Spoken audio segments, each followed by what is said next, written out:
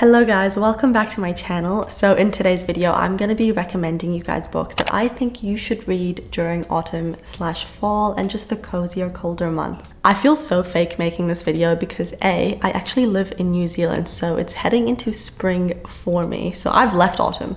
Autumn is behind me. B, I think my thumbnail for this video is going to be something along the lines of books you should read this fall, something like that. I don't even say the word fall, I say autumn, so I'm very fake in that regard. Also, I don't know if you can tell, but my bookshelf is looking pretty bare, and that is because I do tend to read books that I think are much better suited towards the cozy winter months. More like fantasy romance, sort of introspective kind of novels, dark academia. I've got a few classics, lots of fantasy romance. I've got normal romance as well, but romances that have that kind of like nostalgic vibe to them, which I just find to be very like autumn wintry. Isn't this so beautiful, you guys? It was very like Beauty and the Beast, and as soon as I saw it, I was like, I have to buy this because I just love Beauty and the Beast. It's not really Beauty and the Beast, but to me it gives me Beauty and the Beast vibes. I don't know why. Guys, just before I start showing you the books, we need to talk about the gorgeous jewelry that I am wearing, which is kindly sent from today's sponsor, Ana Luisa. Guys, their jewelry is stunning. Do you know how hard it was for me to choose these two pieces? Like, I swear, I was on their website for like an hour trying to choose. They've absolutely nailed what they're doing. They've got the best sort of blend of everyday, classic, timeless pieces. Their pieces just have that extra bit of like oomph to them, you know? Like, while they are super classic and timeless and just beautiful, they just have this extra sort of thing going on that makes them like a little bit more elevated. Like, these are just beautiful little gold hoops, and I can wear them every single day, but because of the little heart, I just feel like it's got a little bit more something to it. Don't even get me started on the necklace. This necklace is everything to me. The engraved rose, it's so beautiful. I got sent these pieces a couple weeks ago and I've been testing them out. I've been wearing them in the shower every day. I'm sleeping in them, which sounds crazy, but it's how I like to test out my jewelry, just to make sure it actually is tarnish resistant. And guys, it passed the test. These are such high quality pieces, but very affordable. So all of their jewelry has been like heavily tested to be tarnish free, water resistant, and also humidity tested. Also, their pieces come with a 2-year warranty. A 2-year warranty. I really appreciate how much they back themselves with what they say about how long lasting their pieces are. They are also carbon neutral and climate neutral certified, so I really appreciate that. And also their shipping was so fast. Like I said, I'm based in New Zealand and it came to me like that. So you can only imagine how much faster it would be if you're in the States. So if you are looking to treat yourself, or maybe your mom or your sister, who knows, to some beautiful long-lasting jewelry, click the link in my description box below and you will get 30% off. Thank you so much to Ana Luisa for sponsoring this video. I was so happy when I got that sponsorship because I love Ana Luisa. So that was just a dream come true. So thank you so much to you guys as well. And without further ado, let's get into the books that you should read this fall. I'm actually not too sure where to start, so I think I'm going to start off with our classics. Do not skip to the fun fantasy romances. Please do not skip, because these are good classics. Really good, and I really love them and you should read them. I'm gonna hold back from talking about the synopsis just too much because I've got quite a lot of books here and I yap a lot and I'm scared this video is gonna be like an hour long, so I'm gonna try to pull back and just kind of give you more the vibe. Okay, so starting off with my favorite classic, one of my favorite books of all time, a 5-star read. Actually, a 6-star read for me. We have The Great Gatsby by F. Scott Fitzgerald. I love it so much that I own 2 copies of it and I want to own more. Like, this is a book that I think I want to own like multiple copies of because each cover is always so beautiful and I've seen so many editions of it and I want to own them all. In my very humble opinion, I do think the colder months are perfect for reading classic. If you are looking to get into classics, I would say this is probably the easiest one or the best one to read. It doesn't read like a classic, if that makes sense. At least I don't think so. Like, it definitely has that sort of older English writing, but I think the story is very straightforward.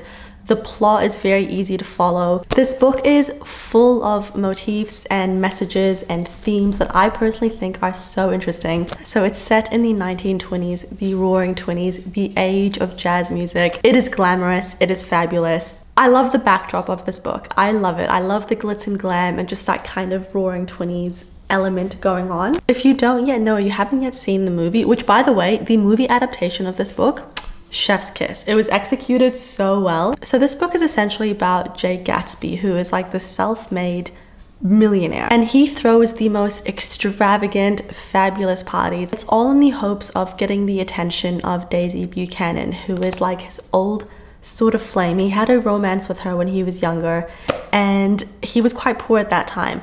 And she's from like a very elite circle of people in New York, and he spends so much of his life trying to get really rich and trying to become successful, and he does it all so that he can rekindle his love with her. This book invented unrequited love. It's so good. This book is also full of messages of the emptiness of the American dream and just about chasing things that are quite meaningless in life. I just think this book is so good to read in like this sort of colder months because it will get you thinking. And I don't know, I just really love this sort of clash between like the idealism and reality in this book. It's hard to explain unless you've read this book, but you'll see when reading it. It's just highly recommend. Honestly, I love it so much. I think I'm gonna read it again. I think I've read this book 6 times, which is crazy. I first read it in high school and I studied it, which is why I love it so much. Then the second classic, which I just think is fantastic for the colder months, is The Picture of Dorian Gray by Oscar Wilde. This is like a gothic classic, which is why I think it's excellent for the colder months, because the atmosphere of this book is just very broody and just very well suited for like the cold months. So this book follows Dorian Gray, and essentially what this book is about, it's such a cool premise, is Dorian Gray gets obsessed with youth and beauty, and he is so fearful of aging and getting any lines, and he just wants to remain beautiful and young forever. And so he's getting his portrait drawn. So there's this man painting his drawing, and when he's finished painting it, Dorian's looking at it and he's like, oh my god, it makes me so sad that I'm gonna grow old and ugly while this picture of me is gonna remain beautiful and youthful forever. And so he's just staring at this painting being like, oh my, like, why must I grow old and ugly while this picture can remain youthful forever, and it will always look like how I did on this particular day in June. And he's like, oh, what I would do to trade lives with this portrait and have it be the other way around. And that is kind of what happens. His dreams come true. His portrait ends up bearing the marks of him getting old. And so he remains beautiful and youthful forever. He dips his toes into many vices, and he just really indulges himself in a lot of bad things in life.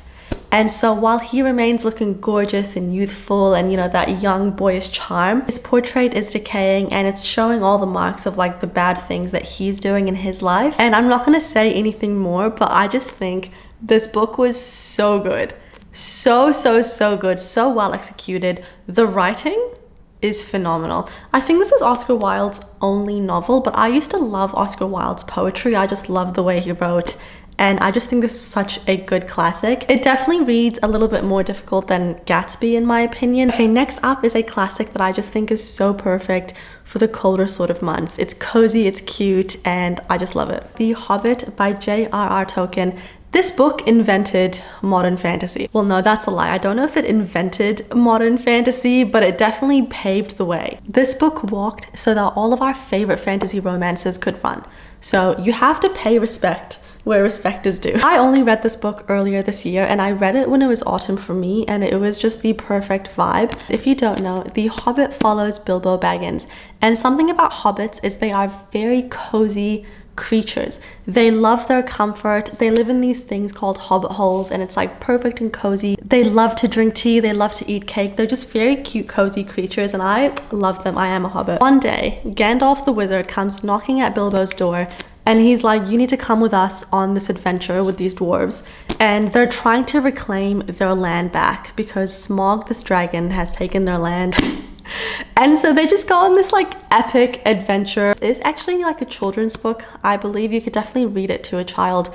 It's very like high fantasy, very adventurous, very fun, but also just a very cozy book to read in autumn. Then we have White Nights by Fyodor Dostoevsky. I hope I'm saying that right.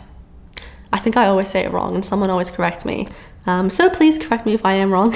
This is a teeny tiny book. It is only like 88 pages or something like that. It essentially follows these two people, these two very lonely people, and they're lonely for different reasons. And they meet over the course of 4 nights, and they fall in love with each other. And that is essentially the heart of the story. That's really what it's all about. This has been translated from Russian to English, and it's a very devastating story, essentially about solitude, which is why I'm recommending it. In the colder sort of months, people socialize less and you sort of go more inwards and you kind of hibernate. So I do think these kind of stories on solitude are just very well suited for the winter slash autumn fall vibes. Okay, moving on to a book that is actually not a classic, but I think it will become a classic. At least I really hope so, because it should be. And that is Piranesi by Susanna Clarke. This is a 5-star read for me. This book is phenomenal. This is a book that I really can't tell you anything about. Well, I can tell you some things, but it's a book that you should go into very blind, because that is really the magic of this book. I went into this book so blind, and I'm so happy that I did, because it was so good. Like, in terms of the reading experience I had, 10 out of 10. I was amazed. I loved it. All I can say about this book, which is not a spoiler, is it's almost... I don't want to tell you. I actually don't want to tell you. It would spoil something for you. Just read it. Please just read it. It's a 5-star book for me. I feel like I've seen a few reviews online saying that this book is boring. It is not boring. It is not. It is full of messages, and it's a book that you not want to take your time with, but it's a book that once you finish reading it, I do think you should sit with your thoughts for a few minutes and just kind of ponder the messages in this book and what this book is trying to tell us. I personally loved it, and I definitely took away some messages from it, and I just adore it. Hello, sorry, my camera died, so I sort of just chilled out, made some food. It got cold, I got dressed. Anyways, let's continue on the book recommendations. I'm gonna head straight into fantasy romance. Okay, so the first series I'm gonna recommend is going to be no surprise for anyone that watches my channel. It is The Infernal Devices by Cassandra Clare. This is the perfect fantasy romance for the colder months. It's set in Victorian times in London. It's grey, it's dark, it's very just wintry. The vibe of this book is very much like gloomy. Because it's set in Victorian times, this is more of like a historical fantasy romance, which I personally love because I feel like it makes the writing better and it makes the way the characters speak to each other much nicer. I've said it before and I'll say it again, I do not like casual modern language in books. Like when I was reading Fourth Wing, sorry I'm going off topic here, but when I was reading Fourth Wing, some of the way the characters would speak was just very Gen Z-esque, which is nothing wrong with that. But I feel like in fantasy romances, I never want to hear any Gen Z lingo. Ever. Ever, ever, ever. You keep that out of the books. Keep it out of the books. Anyways, this story follows Tessa Gray. Her last name is Gray, so like I said, it's just perfect for the grey, gloomy days. So Tessa finds herself in London one day, and she gets drawn into the world of shadow hunters.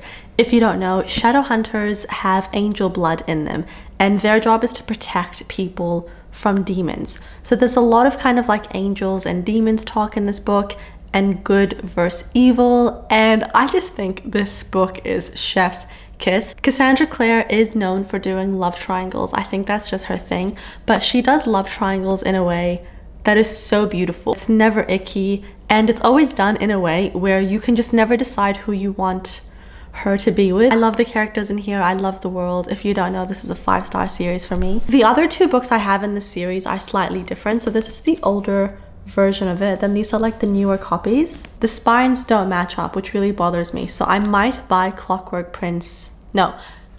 Angel in these copies so that like all the spines can match up, because it really bothers me. But I do love this copy. I love it so much. It's like an OG one. I've talked about the series so many times on my channel. I actually have like a reading vlog of me reading this entire series. So if you want to watch it, hear my thoughts, it's spoiler free. I will insert it down below because I do think that will capture all my thoughts and all my feelings, and you guys should watch it. Next up is none other than the Shepherd King series by Rachel Gillig. So the first one is called One Dark Window, and the second book is called Two Twisted Crowns. I think you guys can tell just from the covers alone how excellent these books are for the spooky season, the colder season. Like, they are just so well suited for winter. I read both of these books when it was winter for me.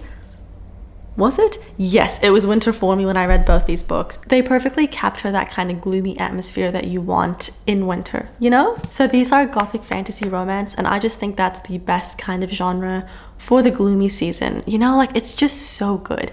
Picture this, a gloomy, rainy day. You're sitting on your couch, you've got a hot cup of coffee or a hot tea, and you're reading about this. It's so good. This series has like a very cool sort of premise to it and a very cool magic system. It revolves around these 12 cards, and each card holds a special power. And if you have that card, then you attain the power correlated with it, if that makes sense. There is also a slow burn romance in this series, which I really enjoyed. And like I said, just the premise of this book was really fascinating and just perfect for the colder months. Okay, next up is none other than the Letters of Enchantment series by Rebecca Ross, which is Divine Rivals and Ruthless Vows. If you don't know, Divine Rivals was in my top 5 books this year. I adored this book. I adored it. It's set in like a more historical time. It's set in England. I love the way the characters speak to each other. I think it's so romantic. It's got the perfect sort of blend of romance, and it's not huge in the fantasy. This one's a lot more fantasy heavy, I would say, kind of like war fantasy. But the first one for me read a lot more like a romance. So these two are rival journalists, and they're both going for the same sort of job in the company they work for. Each of them has a magical typewriter, and they write letters to each other, but they're unaware that the other person is them, if that makes sense. I worded that so badly. But actually, no, that's such a lie. He knows that it's her writing the letters, but she is unaware that it's him writing the letters back. These letters are just so romantic. They're so beautiful. I really recommend picking this series up for fall/autumn. So next up is The Crimson Moth by Kristen Cesarelli. This is very witchy vibes, so I just feel like that's very good for spooky season. This is a slow burn, enemies to lovers fantasy romance. The main character is a witch, and the main guy character is a witch hunter. I really love the vibe of this book. Like, I love the witchy sort of vibe of it. I actually gave this book a 5-star. Reflecting on it, I might relegate it down to a 4.75, and that's only because I haven't really thought about it since reading it, if that makes sense. Like, I was obsessed with it when I read it, but I haven't given it much thought since. So because of that, it may get relegated. But nonetheless, I adore this book. It's so good. It's so fast paced. It's not boring by any means. Straight away, it gets into it. And yeah, it's just a really good time. Oh, I actually love this book. So yes, please pick it up. It is perfect for autumn. Okay, so next up is a series I'm going to recommend because I think autumn/winter is perfect for the hopeless romantics, the hopeless dreamers. Because I just feel like in the colder months, you spend a lot more time in your head and you're often, you know, daydreaming. I don't know, it's just a very nice time. And this series is the epitome of hopeless romantic/hopeless dreamer. I love the main character, and her name is Evangeline Fox, and the series is, oh my god, is the Once Upon a Broken Heart trilogy by Stephanie Garber. This series is just, oh, the writing is so lyrical, so magical. The world that she created, it feels like I'm watching a Disney movie, if that makes sense. Like, I adore this book. It's very much like fairy tale sort of writing. Like, I personally adored it, and I love stuff like that. I also love the male love interest in this series, Jax. Love him. He's so cheeky, so cute. Oh, I love it. And I just love Evangeline Fox. Like, when I was reading this book, I was like, she is me and I am her. Like, I just love this series. It's so charming, it's so magical, and yeah, it's just so good for the more autumn sort of cozy season. Can you guys tell that I'm really trying to like wrap it up? I'm so sorry. I do want to talk more about the books, but I still have so many more books to go, and I just don't want this to be a super long video, so I really apologize. So next up is the Kingdom of the Wicked trilogy by Carrie Maniscalco. This is excellent for autumn/winter. It does have more like spooky elements to it than the other fantasy romances I've recommended. This book follows Amelia and her twin sister, and her are both witches, but in their sort of town, like, they're not meant to know they're witches. Like, witches are very much like shunned from society. people want to kill witches, if that makes sense. One day her twin sister is found dead, and so Emilia is trying to figure out how did this happen, and she ends up getting help from one of the princes of hell. So there's 7 princes of hell, and each one is named after one of the 7 deadly sins. So you've got wrath, greed, envy, gluttony, etc., etc. She gets help from Prince Wrath, and I love Prince Wrath. The book was very witchy, and I really liked the discussions on like the princes of hell and stuff like that. It was just so good, and I just really think this is the series to read when it's winter for you. Okay, next up is a book that I read recently, and I adored this book with my whole heart. It is Artlist by Marissa Meyer. This is essentially like a reimagined prequel to Alice in Wonderland, and it follows the Queen of Hearts back before she was the infamous evil sort of ruler that she is today. It's back when she was a young woman, all she wanted was love, and she ends up finding love. And a series of events happen that end up turning her into, you know, the evil monster that she is today. And just hearing her story, villains are not born, villains are made, and I feel like that's kind of the theme of this book. The writing in this book is very reminiscent to Once Upon a Broken Heart. It's very fairy tale-esque. Sort of did feel like I was watching a Disney movie when I was reading it, but I adored it for that reason. I gave it a 4.75 star. I think with the sort of like lyrical, atmospheric writing of this book, it is just perfect for autumn/winter, so definitely check it out. And moving on to one of my favorite books of all time. I adore this book with my entire heart. It is The Invisible Life of Addie LaRue by V.E. Schwab. This is one of those books that I honestly can't believe it took me so long to read. Like, I'd heard about this book for a few years. I would always see it like in the best-selling sort of section of any bookshop, and I just never picked it up. And then one day I was out and about, and on a whim I picked this up. I think I read this in June last year, so it was winter for me. I was just enamored. I was obsessed. The writing, the story, it's such a unique premise. So in 1714 in France, this woman is just about to get married off to this man that she really doesn't want to get married to, like, at all. She's like, why do I have to get married to this man? I don't want to do it. And she's very, very desperate, and she ends up striking up this bargain that she can live forever and have a life that she wants. However, no one can remember her. So you can only imagine the lonely life this woman lives. Anyone she meets, as soon as they turn away from her, even if they go to the bathroom or something like that, they forget her. This book is so cool because it starts off in the 1700s, but then it does go into early 2000s. You're really moving in time periods, and the author does each time period so well. Like when we're in 1700s, you really feel like this is like a historical sort of fiction.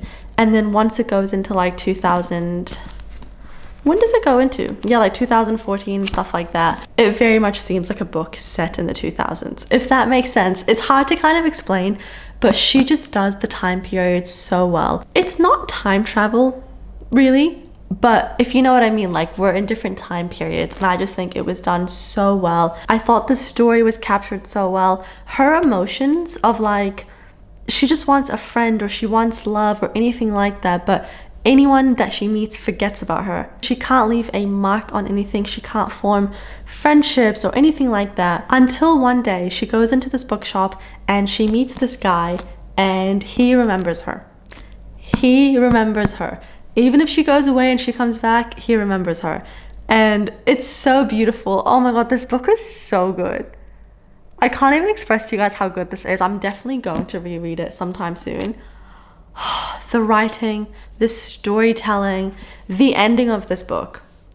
I honestly think this is one of the best endings of a book I've read. Like, my jaw was on the floor. I just think she wrapped this story up in the most perfect way you could ever wrap a story up. Because she lives this very long life, and you're really with her throughout like a very long lifetime, it just feels like winter and autumn. Because, you know, like autumn and winter, like the colder months just seem to sort of drag by, like they go on for so long. And not saying that this book drags on or anything like that, but just her living that long life sort of seems like that. Just please read it. Then we're gonna go into just the most perfect series you could read in winter. Well, I know it's autumn, but like autumn/winter. It is none other than the Harry Potter series. I I'm not going to tell you about this series. If you don't know of it, you must be living under a rock. I just think there's nothing more cozy than the Harry Potter series. Please read Harry Potter. If you've never read Harry Potter before, you are in for a treat. You are in for the best treat. There is a reason these books are so popular. They are the best. Oh, I've got like one more sort of fantasy romance. No, it's not fantasy, that's a lie. It's a romance with magical realism. And it's quite funny I'm recommending this book because I didn't love it. However, I do think the descriptive writing in this book and just how atmospheric it is perfect for autumn. And that book is The Night Circus by Erin Morgenstern. This is a very beloved book. I'm pretty sure it's being turned into a classic, or it already is. No, I don't think it's a classic yet, but I think it will be soon. So it's a very beloved book. So many people love it. And just because I didn't really like it, it doesn't mean that I don't want to recommend it to you guys, because I think a lot of people would love and adore this book. From memory, it's about this circus that magically and randomly appears at night, and it follows two illusionists, and there is like a sort of love story between them. So they're both essentially raised to compete against each other. How did the story go? I read it a while ago, I'm so sorry. Yeah, they're meant to compete against each other, and you're not meant to know who the other person is. So they meet in the circus and they have feelings towards each other, but they don't realize that the other person is who they're meant to compete against.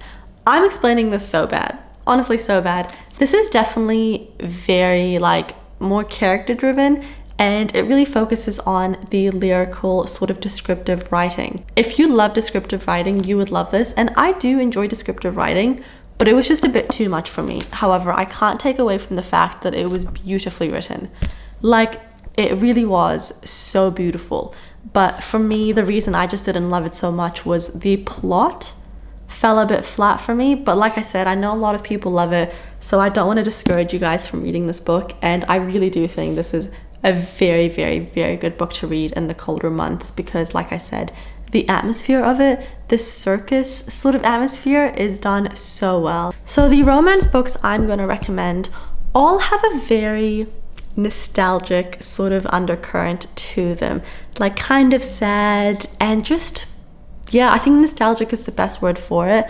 And I don't know about you guys, but when it's autumn/winter, that's when I'm the most nostalgic. People tend to kind of go within themselves in autumn/winter. It's hibernation season, you know, it's time to reflect and think. It's just time to get nostalgic. So all the books I'm recommending to you guys, I would say, are perfect for that. First, we have If He Had Been With Me by Laura Nolan. I read this when it was my autumn, and I love this book. I didn't expect to love this book so much. I gave it a 5-star. I absolutely adored it, and I devoured it. Like, I really, really loved it. Also, the main girl in this book is called Autumn, so I had to put this book in here. It follows two childhood friends who are no longer friends. Autumn and Finn, is that his name? Yeah, so they were like childhood friends, neighbors, they grew up together, and then when they reach 16, something happens between them and they don't really speak anymore. They're not really in the same friend group or anything like that. I just think this book captured the feelings of being a teenager so well. Like, not really the fun parts of being a teenager, but the kind of hard and sadder parts of being a teenager.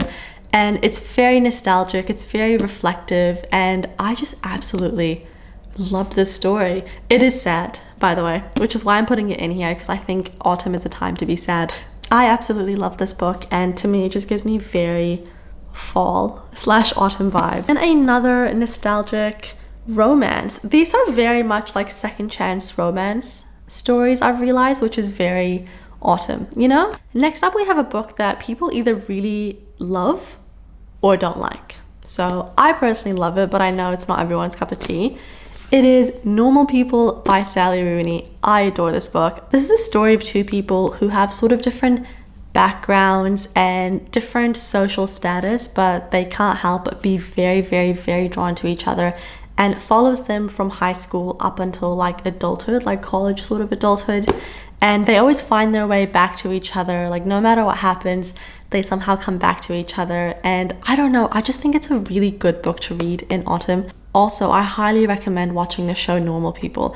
I think that show is so good to watch in autumn/winter. My best friend got me to watch it, and then I ended up reading the book, and I was obsessed with it. I was hooked. It's so good. Next we have Before We Were Strangers. Surprise. It's another second chance romance. So it's about these two people, Grace and Matt, and they meet in college/university, and then they don't speak to each other for like a certain amount of years. It's been a while. They just lose touch, and then one day, I think they're both in their mid-30s at this point, Matt is at the train station, and then he sees Grace and he's like, oh my god, and all these memories of his youth and like his first love just come flooding back to him, and he kind of goes out on a mission to find her and sort of rekindle their relationship. And the book jumps from like then and now perspective. I love a then and now sort of perspective book. I don't know why. I just really love it. It's just a very enjoyable read, so I highly recommend. And then the last romance I'm gonna recommend is One Day by David Nichols. This is one of those times where I will actually say the TV show for this book as well as the movie. So the movie with Anne Hathaway, which came out ages ago, was one of my favorite movies. And then this book got turned into a TV show, which only came out like this year, I think. It was done perfectly. It was done so well. I've rewatched it, I think, 3 times. Like, I love Emma and Dexter's story. I don't actually, it's very sad, but it's so good. It's about these two people who also meet in college on the last day of university, and it follows them for over 20 years. So you really see them going from like young adults to proper adults, and just the kind of harder parts that come with it, the ups and downs. I just think it's a really good book to read in autumn. So the last 2 books I'm gonna recommend are Dark Academia. In my opinion, Dark Academia is the perfect sort of genre. It's not really a genre, it's like a subgenre. It's the perfect subgenre for the gloomy, colder months. I don't know why, just the whole aesthetic of it, deeply obsessed. Anyone who writes a book in this genre has probably been inspired by this book, and it is The Secret History by Donna Tartt. So the reason Dark Academia sort of gets its name is because it follows usually like wealthy, sort of pretentious, very smart students in a very like prestigious school, but the dark sort of element comes in because there's usually like death or murder or like just a darker side to it, if that makes sense. I don't know if you guys can read that first line, but it's like one of my favorite first lines. I don't know why. Like, I absolutely adore it. So it follows these students that study ancient Greek. So they're classic students. I really love any sort of classroom scene that happens in this book. Like, I enjoyed learning so much. It was so fascinating. I just think this book is so fantastic, and I really think if you're really wanting to embrace the autumn vibes, pick up a Dark Academia book. It's where it's at. Okay, and then the last book I'm gonna recommend is such a good book, but it's definitely quite dense. But honestly, this book is fantastic. It is Babel by R.F. Kuang. This book, how do I even explain it? It's so good. So it's set in Oxford, like 19th century Oxford. It's quite hard to explain the synopsis of this book. When I was first hearing about it, I didn't quite get it, and I think you will only really get it when you read the book. But essentially in this book, language is power, and it's more like the power of being able to translate phrases accurately. How do I explain it? So it follows these students in the Royal Institute of Translation in Oxford, and each student knows like 4 or 5 languages extremely well, like super fluent in it. And how do I even explain the magic system? The magic comes from them being able to perfectly translate a sentence without losing things in translation. I'd never been more fascinated with language than when I was reading this book. It's actually so interesting when you think about it, and the author did extensive research writing this book. It's so good. She's got like little footnotes at the bottom of the book, so when you're reading it, not that it's giving like a textbook kind of vibe, but you are definitely learning in this book, which is fun. It's fun to learn as long as you're in the mood to read that kind of book, you know? Forgot to mention, but the sort of themes that always kind of occur in Dark Academia is power and I would say privilege, and in this one it's resistance. The kind of theme of this book actually is colonialism, which I know sounds like a very heavy topic, but I think this book is so important. It's so good. The way that she wrote this, I actually can't believe someone has a brain like this. Like, I actually can't believe me and R.F. Kuang are like from the same species, because how does her brain do that? So good. Such a fantastic book. Please don't be off-put or scared by this book, because it kind of has not intense themes, but it's definitely not a light-hearted book by any means. But I just think it's honestly fantastic. It was so close to being a 5-star book for me, but it just wasn't quite there. This is definitely a 4.5 or a 4.75. I just think it's such a phenomenal book, such good storytelling, and like I said, I just think the research that she did in this book is phenomenal. Okay guys, honestly my jaw hurts from talking. I don't know why. It really does. So I'm gonna conclude this video here. Thank you so much for watching. Please read at least one of the books I've recommended. Please. Thank you so much for watching. I'll see you guys next time. Bye.